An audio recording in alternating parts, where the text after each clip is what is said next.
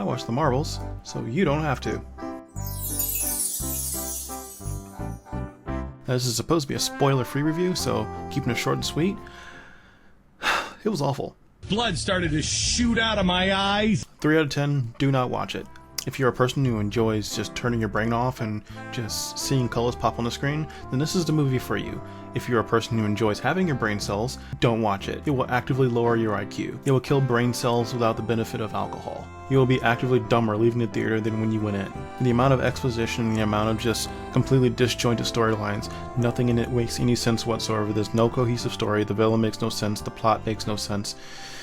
The main character's actions make no sense, nothing makes any sense. I feel like I've seen better content drummed up in a bad ship from a Tumblr. I think the best comparison I've seen is, I feel like it was Bring Your Daughter to Work Day, and someone allowed their 5-year-old to write the script. It's hard to go into just how bad it is without going into any spoilers, but believe me, it's not worth watching.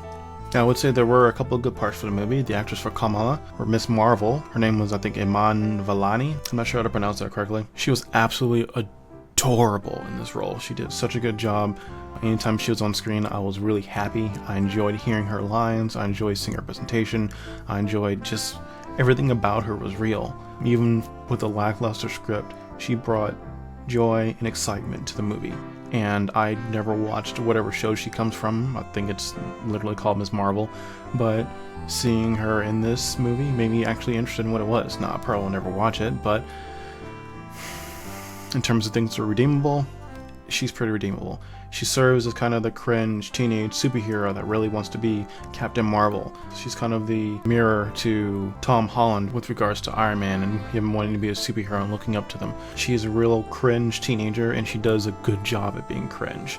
The opening part of the movie, it spends probably about 3 to 4 minutes just showing just how much she looks up to Captain Marvel, and honestly, she does a really good job. She adds character, pizzazz, everything that the movie lacks. Apart from that, I'd probably say the effects were decent. I didn't notice anything that was really bad, but I'm not the person really to ask about effects. I'm not really picky on them.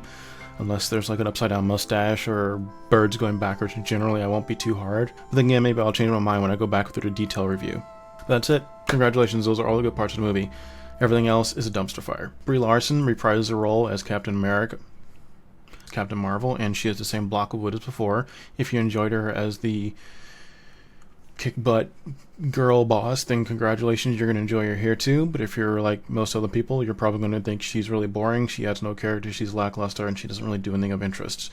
She merely fulfills copy-paste role number 1 of hero. And Teyana Paris as Spectrum, which they don't actually call that in the movie, but in terms of comic books, she's Spectrum, but she's the Captain Rambeau, I think it is. Captain Rambeau, she reprises her role for that, and she is uninteresting block of wood number 2. Her character does not bring anything vibrant or unique or interesting to the role. She merely serves as copy-paste hero number 2. Hero number 1 and hero number 2 do all kinds of nonsensical things, including spending probably about a good 10 minutes, followed by another 10 minutes, followed by another 20 minutes, followed by another 10 minutes, followed by another 10 minutes of exposition. Just pure exposition dumping. For the first 50 minutes of the movie, I swear it was nothing but exposition dump for no reason whatsoever. And even with all the exposition dumping, they did nothing to actually bring humanization to the characters.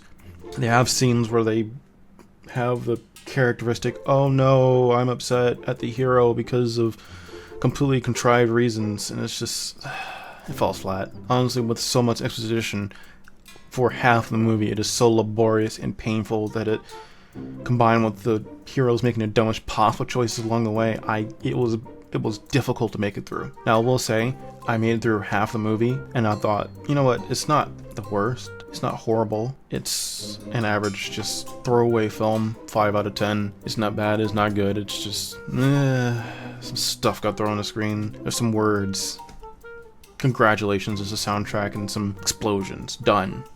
But then there's a moment halfway through the film where I just lost it. I legitimately just, I could not take it. Everything just explodes. Everything you could possibly throw into a film that makes no sense makes its way into the film.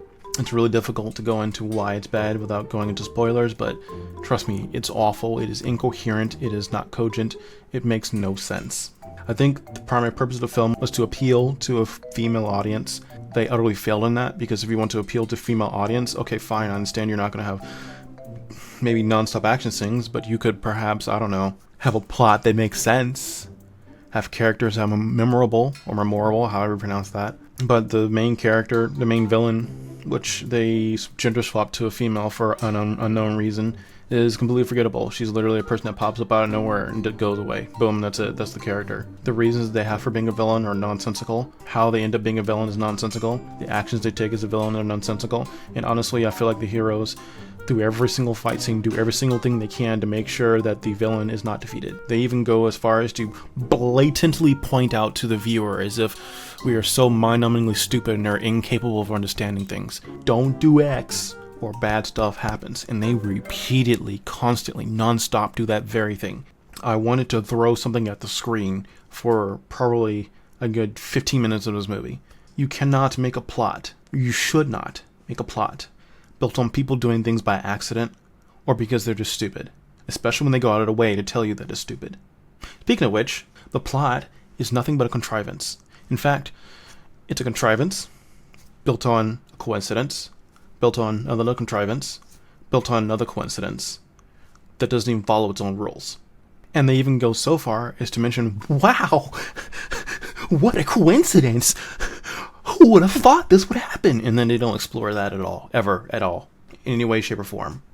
Like, you can't just say, oh, wow, this is stupid, guys. That doesn't make any sense. And then expect the viewer to respect your story. In fact, I feel like at the halfway point of the movie, from then on, they did every single thing they could to prove that we should not respect their story in any way whatsoever. The tone goes all over the place. It's all over the board. It's everything from serious to stupid to depressing to funny to slapstick to dramatic. And sometimes I feel like it's in a back room at 3 a.m. just trying to tap a thing, trying to get some more crack in there. Like, please. This is not murderous intent, I promise. I tend to be pretty nice with movies, but generally this is terrible. Do not waste your money on it. I feel like this movie is shovelware. Pure American hedonistic slop. Meant to move from one scene to the next just to keep your attention, but because the directors are so basically incompetent, the plot ends up being a contrivance built on coincidence and kept alive by sheer stupidity and pure random idiocy. At no point in this hour-and-a-half movie did it ever approach anything remotely resembling a coherent narrative. Everyone in the theaters is now dumber for having watched it. I award it a 3 out of 10, and may God have mercy on our souls. But those are just my thoughts. Let me know. What do you think? Let me know in the comment section. Did you enjoy this mental abortion of a movie? Am I being too hard on it? And do I just need to just switch the brain off and just let colors pop on the screen? It's okay. It's okay. It's okay. Just get stimulated. Get stimulated. Get stimulated. Get stimulated. Maybe you felt edified walking out of the theater after having seen this, or maybe you just wanted to see Captain Marvel on screen again. But honestly, for me, at no point through this entire movie did I ever want to see any more of the movie. But stay tuned. I might have another video coming out soon that goes step by step through the film and actually talks about everything that happens in this abominable plot. Bye!